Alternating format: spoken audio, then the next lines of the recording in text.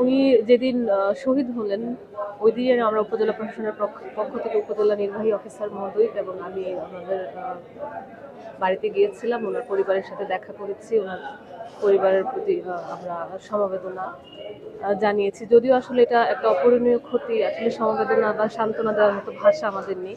তারপরে উনি শহীদ হয়েছেন বিশ্বের শান্তি রক্ষার জন্য। উনি মিশনে গিয়েছিলেন, সেখানে উনি শহীদ হয়েছেন।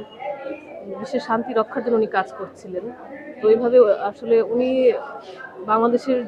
বাংলাদেশের সুনাম অর্জন করেছেন, বিশ্বের বুকে বাংলাদেশকে আবার বাংলাদেশের বাঙালিদের সাহসিকতার সাথে যুদ্ধ করে সেটা উনি আবার এখানে প্রতিষ্ঠা করেছেন বা এটা প্রমাণ রেখেছেন।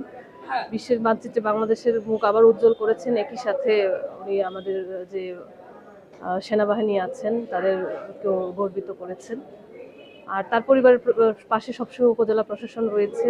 আজকেও ওনার ডেড বডি আসলে আমরা উপজেলা প্রশাসনের পক্ষ থেকে তার প্রতি আমরা শ্রদ্ধা নিবেদন করব এবং সময়ে সময়ে যখন প্রয়োজন হবে উপজেলা প্রশাসন অবশ্যই তাদের পাশে থাকবে।